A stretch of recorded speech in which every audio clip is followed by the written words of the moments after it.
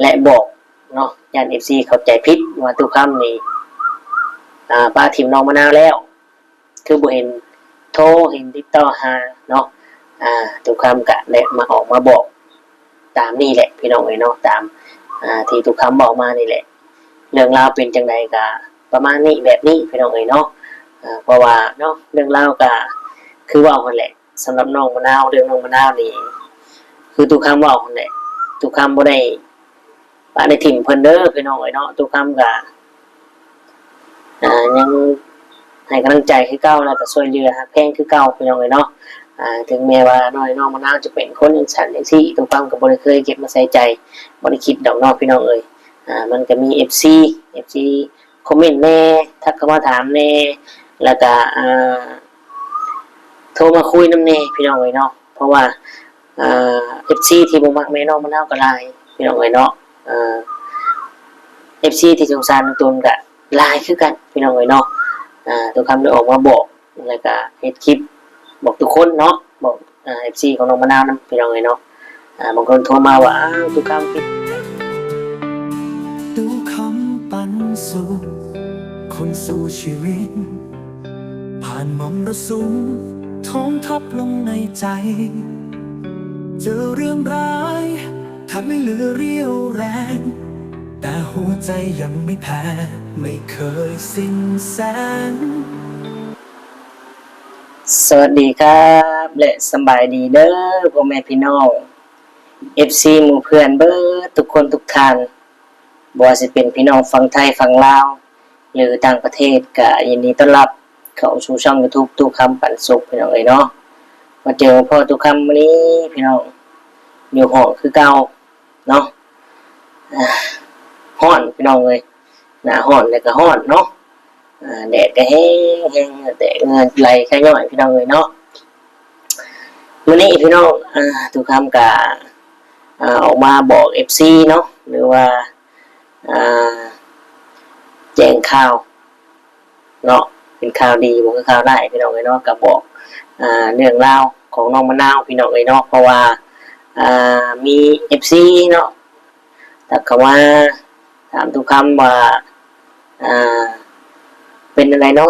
น้องมะนาวคือบ่ได้เห็นออกคลิปแล้วก็คือบ่เห็นทุกคำโทรมาหาโทรมาดินน้ำเพิ่นว่าเนาะพี่น้องเอ้ยคือจังซี่พี่น้องเอ้ยเนาะเรื่องของเรื่องน่ะมันมีอยู่ว่าทางน้องมะนาวน่ะอยู่บ้านแล้วก็ใช้โทรศัพท์เครื่องเดียวเนาะของน้องเตอถ้าน้องเตอมีเน็ตหรือว่าสัญญาณมีก็โทรติดเนาะแต่ว่ามันก็คือจังซี่พี่น้องเฟซน้องเตอนี่เนาะเฟซน้องเตอหรือว่าเฟซน้องมะนาวนี่เป็นเพื่อนเฟซบุ๊กกันอยู่ในเครื่องนึง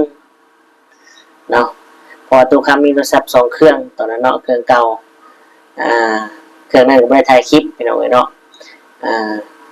ตัวคำกลับบ้านไปโรงงานนี่แหละตัวคำกับป้าไว้ให้พ่อเนาะไว้ให้พ่อกับแม่ใช้โทรศัพท์เครื่องนั้นพี่น้องเอ้ยไว้โทรมาหาเพิ่นยังคิดฮอดเนาะเดี๋ยวมีงานจำเป็นก็บ่ได้โทรติดต่อได้แต่ว่าเล่นเฟซได้โทรเปิดกล้องเปิดวิดีโอคอลได้เนาะ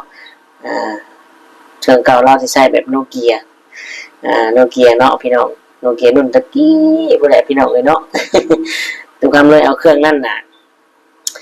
กลับมาให้พอใช้เนาะพอทุกคำกลับลงมาพี่น้องเพื่อน Facebook กับน้องมะนาวก็ต้องตื่นอยู่เครื่องนั้นเนาะก็เลยทำให้ติดต่อกันบ่ได้หรือว่าบ่ได้โทรเล่นน้ำน้องมะนาวเนาะพี่น้องเนาะสำหรับ FC น้องมะนาวหรือว่าผู้ที่ฮักแพงน้องมะนาวเนาะทุกคำก็กราบขอโทษขออภัยนำเด้อเนาะที่ว่าลืมเพื่อน Facebook กับน้องมะนาวไว้กับน้องเตอเนาะรับเครื่องนี้พี่น้องเอ้ยทุกคำก็เลยบ่ได้โทรเนาะบ่ได้ติดต่อบ่ให้ว่าทุกคำลืมหรือทุกคำปะถิ่มน้องมะนาวได้พี่น้องเนาะบ่แม่นพี่น้องพอ FC เพิ่นก็ได้ถามเข้ามา เราว่าเป็นอีหยังมีเรื่องอีหยังบ่เนาะทุกครั้งก็บอกเลยว่าบ่มีอีหยังพี่น้องเอ้ยเนาะก็ยังคิดฮอดคิดถึงน้องมะนาวคือเก่าเนาะให้กำลังใจคือเก่านั่นแหละพี่น้องเอ้ยทางตู้ซีเราก็บ่ได้คอยไปอัปเดตเนาะเราก็ไปหาปูหาปลาตามห้วยตามห้องชีวิตประจำวันเนาะก็ได้ติดตามอยู่พี่น้องเอ้ยเนาะทั้งนี้ทั้งนั้น FC น้องมะนาวก็อย่าเพิ่งว่ากันเนาะอย่าเพิ่งจังใดก็ได้เห็นน้องมะนาวอยู่ดอกเนาะพี่น้องเนาะเพราะว่าทุกครั้งบ่ได้ปาได้ถิ่มเพิ่นดอกเพราะว่าโทรศัพท์น่ะทุกครั้งป้าไว้ให้พ่อทุกครั้งใช้แหละเครื่องนั้นมันเป็นเพื่อน Facebook ร่วมกันเนาะแต่เครื่องนี้มันบ่ได้เป็นพี่น้องทุกครั้งก็เลยบ่ได้โทรหรือว่าบ่ได้ติดต่อน้องมะนาวเนาะก็ได้แต่บอกน้องเตอว่าให้แอดมาหาแน่เดี๋ยวบอกตัวซีไปแอดให้ก็ได้เนาะรอบหน้าพี่น้องเดี๋ยวจะบอกตัวซีไปแอด Facebook ให้แอดมาหาทางทุกคำเนาะพี่น้องเนาะเพราะว่าน้องเตอเราบ่ฮู้หนังสือเราว่าบ่ฮู้ว่าสิเฮ็ดจังใดอีหยังเราว่าประมาณนี้เนาะพี่น้องสำหรับเรื่องราวที่ว่าทุกคำบ่ได้โทรหาน้องมะนาวหรือบ่เห็นลงคลิปน้องมะนาวก็ประมาณนี้แหละพี่น้องที่ว่าติดต่อบ่ได้นี่ก็คือบ่ได้เป็นเพื่อน Facebook กันก็โทรบ่ได้เนาะเป็นแต่เครื่องนึงเดี๋ยวทุกคำกับป้าไว้ให้พอทุกคำใส่แล้วเนาะเครื่องที่ว่าเป็นเพื่อนกับน้องมะนาวพี่น้องเอ้ยน้องมะนาวก็คงจะสบายดีอยู่แหละเนาะพี่น้องเอ้ยบ่มีหยังดอกเนาะเนื่องจากว่าน้องมะนาวเพิ่นเมื่อยหรือว่ากินยาบ่ครบแค่นั้นแหละพี่น้องเอ้ยแต่ MC เป็นห่วงพี่น้องเนาะเป็นห่วงเพราะว่า FC ทุกคนก็ติดตามและให้กำลังใจน้องมะนาวแล้วก็รุ่นว่าน้องมะนาวนี่จะไปต่อยาอีกบ่เนาะเฮาก็จะคู่คือกันเนาะแต่ถ้าว่าไปต่อยาก็ต้องมีไผลงคลิปหรือผู้ที่พาไปก็ลงคลิปให้เบิ่งแหละเนาะพี่น้องเนาะแต่ว่าน้องมะนาวเพิ่นก็ได้บอกว่ายังสิไปต่ออยู่เนาะตอนที่ทุกครั้งเมื่อทุกครั้งไปเล่นน้ำเพิ่นไปอัปเดตเพิ่นว่าทั้งเอื้อยเพิ่นเนาะหรือว่าสมบุญเพิ่นก็ได้แนะนำว่าให้น้องมะนาวเนี่ยหยุดกินยาซะก่อนเนาะให้น้องมะนาวหยุดกินยาซะก่อนเพราะว่าน้องมะนาวนี่รู้สึกว่าบวมอ้วนขึ้นเนาะเรียกว่าบวมยาบ่อันนี้นี่ทุกครั้งก็บ่ฮู้คือกันเนาะว่าเป็นสาเหตุหยังคืออ้วนคือบวมคือเมื่อยน้องมะนาวเราก็คือว่าแหละพี่น้องเนาะไปว่าไหนเราก็เชื่อย่านนั้นเราไปหยุดบ่พาไปต่อแล้วก็กินยาเม็ดเดียวเนาะพอยังเหลือเม็ดเดียวพี่น้องเอ้ยสำหรับ FC เนาะครับสำหรับ FC เด้อเรียกว่าทุกคำเนาะในความคิดส่วนตัวนะกับบ่ได้ว่าไผพี่น้องเอ้ยเนาะแล้วแต่ไผสิคิดจังไดเนาะ FC ของทุกคำคิดจังไดพี่น้องกับการที่ว่าให้น้องมะนาวหยุดยาเพราะความอ้วนเพราะความเมื่อยหรือว่าบวมเพราะกินยาเมนอีหลีบ่เนาะสำหรับตู้คำนี่เนาะสำหรับตู้คำคิดว่าบ่เกี่ยวกับยาหรอกพี่น้องเนาะมันก็เกี่ยวกับการอยู่การกินเนื้อการออกกำลังกายเนาะหรือว่าอายุพี่น้องเอ้ยถ้าเฮาอายุมากขึ้นเพิ่มขึ้นน้ำหนักเฮาก็อยากขึ้นได้พี่น้องเนาะสำหรับผู้ที่ว่าบ่ดูแลสุขภาพหรือว่าบ่ได้ออกกำลังกายเนาะเพราะว่าน้องมะนาวแล้วก็สิมีแต่นอนพี่น้องเอ้ยเนาะไปนาก็นอนไปเลี้ยงวัวเลี้ยงควายก็นอนพี่น้องหรือว่าไม่ผมตอกมันเคยทำให้เฮาเนี่ยเคยโตแล้วก็เหงื่อเฮานี่บ่ออกเนาะมันก็ทำให้เฮาอ้วนอ้วนบวมขึ้นพี่น้องเอ้ยและที่น้องเมื่อยน่ะยาตัวนั้นน่ะมันเป็นยากล่อมนอนบ่หรือว่ายาอีหยังแหละที่ว่าที่ยังเหลืออยู่เม็ดเดียวนะพี่น้องเนาะสีเหลืองที่กินอยู่สักคือว่าตอนนั้นนี่คือว่าเป็นยาพักผ่อนยานอนหลับบ่หรือว่ายาอีหยังแหละพี่น้องเอ้ยเนาะทุกคำก็ลืมเลยทุกคำก็บ่ได้ถามสักกึมเนาะแต่เราบอกแล้วนะคอมเมนต์บอกสักกึมราชิวดีพี่น้องเพราะว่าเราเป็นคนไปต่อยาให้น้องมะนาวตั้งแต่เริ่มแรกตั้งแต่เริ่มต้นเนาะรายละเอียดสักกึมฮู้อยู่แล้วพี่น้องเอ้ยเนาะแต่ทั้งนี้ทั้งนั้น สาวกึมแล้วก็หันมาค้าขายเฮ็ดธุรกิจแล้วคือเก่าตามเคยเนาะเฮาก็เลยบ่ได้สู่ไปท้ายนี่ว่าเราก็บ่ได้คอยลงคลิปส่วนมากเราก็จะไปเฉพาะผู้ใหญ่บอกเนาะสาวกึมแล้วก็ประมาณนั้นเวียกงานเราก็หลายพี่น้องเนาะแต่ว่าเราก็ยังท่าน้องมะนาวคือเก่าถ้าว่าน้องมะนาวอยากให้ไปต่อยาให้ฝากกลับไปหาเราได้แล้วว่าเนาะซอยมาฮอดปานนี้เลยเราเป็นจังสิบ่ซอยแล้วเนาะพี่น้องอยู่ที่ว่าน้องมะนาวน่ะจะไปบ่จะกล้าไปหาจะไปฝากบ่จะต่อยาอีกบ่เนาะพี่น้องเนาะน้องมะนาวเราก็อยากใจออกเพราะว่าสาบุญเนาะหรือว่าเอื้อยเพิ่นได้ว่าเป็นน้ำกินยาเนาะทำให้บวมทำให้เมื่อยพี่น้องเลยแล้วก็เลยส่องจิตส่องใจบัดนี้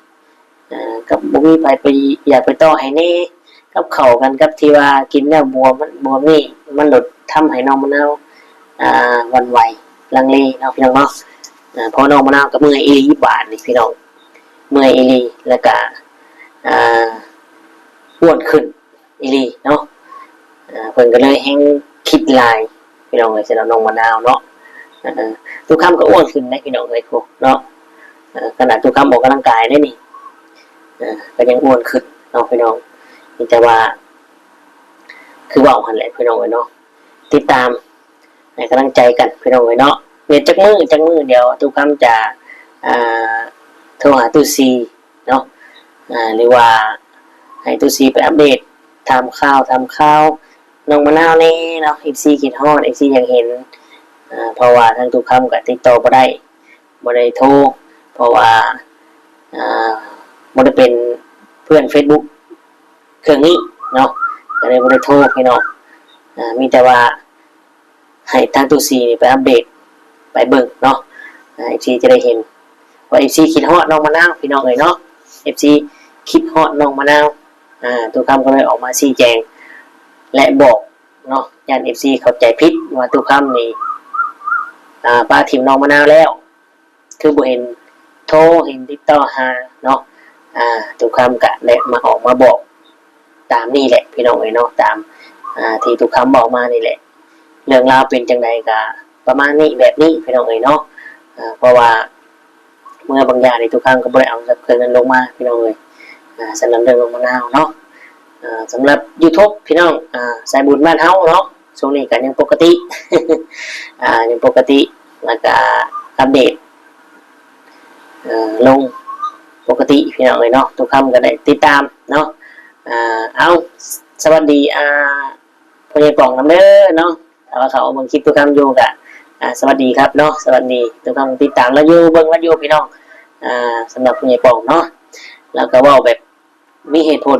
เนาะทุกคำก็มักเบิ่งเราตอนแรกทุกคำเบิ่งเราว่าทุกคำก็ไม่ได้เบิ่งแบบจริงจังเนาะเบิ่งไม่นึงเขาก็แต่พอทุกคำได้เบิ่งสัก2-3 นาทีเบิ่งไปเรื่อยๆรู้สึกว่าเราเอากันม่วนดีพี่น้องเนาะมีเหตุผลดีม่วนดีพี่น้องเอ้ยสำหรับพ่อใหญ่บอกเนาะเอาก็ติดตามบททุกคนนั่นแหละพี่น้องเอ้ยเนาะเรื่องราวเป็นจังไดคนเฮามันก็มีขึ้นมีลงคือว่าแหละเนาะติดตามเบิ่งกันไปพี่น้องเอ้ยทุกคำก็ขึ้นลงคือกันเนาะ บัดลงนี่ก็ลงบัดขึ้นนี่ก็ขึ้นพี่น้องเอ้ยเนาะขึ้นต้นไม้ต้นตอกดอกพี่น้องเอ้ยเนาะหาช่วงขี้ไปขายพี่น้อง เงินขึ้นอย่างอื่นดอกทุกคำนะเนาะยัดวิวทุกคำก็ประมาณนี้เนาะพอได้มวลได้หัวทุกคำก็ถ่ายอัปเดตลงเพราะว่าความมักความชอบนี่แหละเนาะสำหรับช่อง YouTube พี่น้องเอ้ยความชอบแต่ก่อนทุกคำก็ไปกันเนาะเคยไปช่วยเหลือไปถ่ายแบบสายบุญเคยเอาตัวอย่างที่ดีเนาะบ่เตียงเอาตัวอย่างมาใส่เบิ่งพี่น้องไว้เนาะพอเขาเข้าไปลึกๆเข้าไปไทยเบิ่งลึกๆแล้วก็มันรู้สึกว่ามันสิเป็นการแบบว่าโลกโซเชียลนี่มันสิเป็นการแบบอยากได้ยอดวิวหลายกว่าเนาะแล้วก็ทำให้ว่าบางเทื่อก็สร้างคอนเทนต์ขึ้นมาพี่น้องเอ้ยเนาะสร้างคอนเทนต์ขึ้นมาเองเรื่องจริงก็มีพี่น้องเรื่องจริงก็มีคือทุกคนติดตามเห็นนั่นแหละเนาะว่ามันเป็นจังไดพี่น้อง นั่นแหละพี่น้องเอ๋ยเนาะเรื่องเล่าวก็คือว่าคนแหละสำหรับน้องมะนาวเรื่องน้องมะนาวนี่คือทุกคำว่าคนแหละทุกคำบ่ได้ปะในถิ่นเพิ่นเด้อพี่น้องเอ๋ยเนาะทุกคำก็ยังให้กำลังใจคือเก่าแล้วก็ช่วยเหลือแพงคือเก่าพี่น้องเอ๋ยเนาะถึงแม้ว่าน้อยน้องมะนาวจะเป็นคนอย่างฉันอย่างที่ทุกคำก็บ่ได้เคยเก็บมาใส่ใจบ่ได้คิดดอกเนาะพี่น้องเอ๋ยมันก็มี FC คอมเมนต์แน่ทักเข้ามาถามแน่แล้วก็โทรมาคุยน้ำเน่พี่น้องเอ๋ยเนาะเพราะว่าFC ที่บ่มักแม่น้องมะนาวก็หลายพี่น้องเอ๋ยเนาะFC ที่สงสารน้องตูนก็หลายคือกันพี่น้องเอ๋ยเนาะทุกคำได้ออกมาบอกแล้วก็เฮ็ดคลิปบอกทุกคนเนาะบอกFC ของน้องมะนาวนํพี่น้องเอ๋ยเนาะบางคนโทรมาว่าทุกคำผิดกันบ่ให้กันบ่น้อยใจอีหยังบ่เนาะบางคนคำว่าดีนะทุกคำบ่ติดต้องวุ่นวายต้องสนแม่น้องมะนาวก็เว้าบ่ม่วนซ้ำอันนี้ในมุมมองของที่ว่าเพิ่นบ่มักในคำบอกคำจาในอีหยังพี่น้องที่มารยาทเนาะจริยามารยาทของแม่น้องมะนาวบางคนก็บ่มักเนาะบางคนก็ให้กำลังใจทุกคำเนาะว่าบ่ต้องท้อเนาะการที่ซอยคนให้กำลังใจคนด้วยเจตนาด้วยใจบริสุทธิ์เฮาก็บ่จำเป็นต้องเอามาใส่ใจพี่น้องเอ้ยเนาะคือทุกคำก็บ่ได้ใส่ใจในพี่น้องเอ้ยเนาะสำหรับเรื่องราวแม่น้องมะนาวเว้าเราอาจสิเว้าลับหลังเว้าต่อหน้านินทาทุกคำก็บ่ได้ค่อยใส่ใจเพราะฮู้ว่าเราเป็นคนแนวนั้นพี่น้องเอ้ยเนาะFC บางคนก็ให้กำลังใจทุกคำแนวนี้พี่น้องเอ้ยเนาะบางคนก็ว่าบ่เข้าไปเพราะจังซั่นแหละจังซี่แหละก็ทุกคำเมื่อทุกครั้งทุกครั้งก็ไปหาเนาะไปหาแต่เมื่อบางอย่างเลยทุกครั้งก็ไปครั้งหนึ่งพี่น้องบ่ได้ไปดุเพราะว่าเมื่อในช่วงเวียกหลายเนาะแล้วก็เจอมรสุมกับญาติพี่น้องก็เสียน้ำแน่เนาะก็เลยบ่ได้ค่อยไปมันที่มีแต่งานก็ไปหาเพิ่นรอบเดียวพี่น้องเนาะหลังจากนั้นทุกครั้งก็บ่ได้ไปสิลงมาทุกครั้งบ่ได้บอกไปบอกเพิ่นเนาะทุกครั้งก็ลงมาเลยท่านหันพี่น้องเนาะนี่แหละเรื่องราวก็ได้พี่น้องเนาะก็ยังหักยังเพลงคือเก่าบ่แม่นว่าทุกคำน้อยใจอีหยังผิดอีหยังเด้อเนาะกับทางครอบครัวน้องมะนาวคือติดต่อบ่ได้นี่คือโทรศัพท์ทุกคำน่ะฝากไว้บ้านเนาะเครื่องที่ว่าเป็นเพื่อนเพชรนั้นบุกกับน้องมะนาวก็ต้องตื่นอยู่บ้านฝากให้พอทุกคำใช้เนาะทุกคำก็เหลือโทรศัพท์เครื่องเดียวนี่แหละพี่น้องเนาะที่ถ่ายคลิปอยู่นี่แหละแต่บ่ฮู้ว่าสินอกมื้อใดแหละเครื่องนี้ก็ได้พี่น้องเนาะแบตก็บ่อยู่ทางเทื่อก็ข้างฮ้อนเนาะก็แบตจากเสื่อมตอนนี้ก็กำลังรวบรวมเงินเนาะเก็บสะสมอดออมไว้เพื่อไปซื้อเครื่องใหม่เนาะเพื่อให้เสียงมันชัดขึ้นภาพแจ้งขึ้นเนาะ FC เบิ่งจะได้แบบมีความสุขเนาะพี่น้องเอ้ยเอาพี่น้องสำหรับคลิปนี้เนาะถ้าว่าตุกคำเว้าผิดพลาดประการใดเนาะก็ขอโทษขออภัยหลายๆเด้อเนาะบางเทื่อตุกคำสิฮู้ทางบ่ถึงการอันใดก็บอกเตือนกันได้อีกพี่น้องเอ้ยเนาะทั้งนี้ทั้งนั้นพี่น้องเอ้ยเนาะก็ยังบ่ลืมพี่น้องยังบ่ลืมFC สายเถื่อนเฮาเนาะก็ยังเห็นมาคอมเมนต์ในคลิปเก่าๆที่เอาลงอยู่เนาะพี่น้องเอ้ยก็ยังมีมาคอมเมนต์มาแซะอยู่พี่น้องเนาะทั้งที่ทุกคำก็หยุดแล้วนะหยุดแล้วบ่ได้ลงคลิปเทวดาของแม่ทุกคำบ่ได้ลงแล้วเนาะเพราะว่าอีหยังพี่น้องเป็นหยังทุกคำคือบ่ลงบ่แม่นว่าทุกคำย่านหรือว่าทุกคำบ่กล้าลงในพี่น้องเนาะคือเห็นใจเพื่อนที่ว่าทำ YouTube นำกันเห็นใจเนาะเราว่าเราก็เมื่อยเราเนาะทางบ่เตียงเพิ่นก็เมื่อยจักสิว่าแนวใดเราว่าเนาะก็บ่อยากให้เฮ็ดคลิปออกมาหรือว่าเอารูปเรามาขึ้นปานใดเราว่าเนาะเราก็เมื่อยตอบคำถาม FC แล้วก็บ่อยากให้มันเป็นกระแสบ่อยากให้มันเป็นเกิดดราม่าขึ้นระหว่างนี้เนาะตุกคำก็เลยหยุดเพราะว่าเห็นใจแล้วก็สงสารน้ำตนกันนี่แหละพี่น้องเอ้ยเนาะเวลาเฮาเมื่อยเนาะ ท้อถอยกับคำเว้าคำจาของคนเนาะเฮาก็ท้อถอยคือกันได้พี่น้องแต่เฮาเชื่อมั่นว่าเฮาบริสุทธิ์หรือว่าเฮาบ่ได้เฮ็ดเฮาก็บ่ต้องอธิบายหรือว่าเว้าอีหยังพี่น้องถ้าเฮาออกมาเว้าหรือว่าออกมาคุยโต้เถียงกันมันก็สิกลายเป็นว่าเฮานี่แก้ตัวเพราะว่าเขาบ่เชื่อเฮาอยู่แล้วเขาบ่มักเฮาอยู่แล้วแม่นบ่มันก็ทำให้เฮาเนี่ยกลายเป็นว่าแก้ตัวเนาะถ้าออกมาเว้ามาจาไม่ได้ว่าปล่อยผ่านไปบ่มีหยังจีรังยั่งยืนยืดยาวไปตลอดการเวลาดอกพี่น้องเอ้ยเนาะสิ่งที่ยืดยาวไปกับเฮานานกี่ชาติกี่ภพคือบุญกับบาปพี่น้องเอ้ยเนาะที่ไปกับเฮาตลอดเวลากับเจ้ากรรมนายเวรเด้อพี่น้องเด้อเนาะเอาสำหรับคลิปนี้หรือว่าเรื่องราวต่างๆทั้งหมดก็ฝากไว้สำนี้พี่น้องเอ้ยเนาะเฮา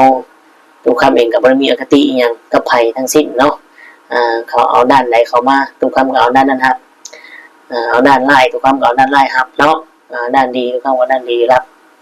สำหรับผู้ที่เดินเข้ามาพี่น้องเอ้ยเนาะโอเคพี่น้องจังไหนก็ขอบบุญขอบคุณหลายๆเด้อเนาะที่เข้ามาเบิ่งมาชมแล้วก็กดไลค์กดแชร์กดติดตามกด Subscribe ให้ทุกคำพี่น้องขอบบุญขอบคุณหลายๆเนาะสำหรับคลิปนี้พี่น้องทุกคำก็จะได้ขอตัวลาไปก่อนพี่น้องเอ้ยเนาะจะได้อาบน้ำนอนพักผ่อนพี่น้องเหงื่อไหลคลายย่อยอย่างคุณนะอากาศก็ร้อนพี่น้องเอ้ยเนาะเอาเป็นจังไดพี่น้องสงกรานต์ปีนี้เนาะทุกคนสิไปทางไหนแน่ในว่าจังไดแน่พี่น้องเอ้ยเนาะไปอยู่ไสเที่ยวอยู่ไสเนาะจังไดก็แล้วแต่ไปไสเดินทางก็ขอให้ปลอดภัยพี่น้องเอ้ยเนาะเมาบ่ขับรับก็บ่ต้องตื่นพี่น้องเอ้ย รับแล้วก็ตื่นพี่น้องเอ้ยเนาะเมาบ่ขับอยากนอนก็นอนห้ามครับพี่น้องเอ้ยเนาะ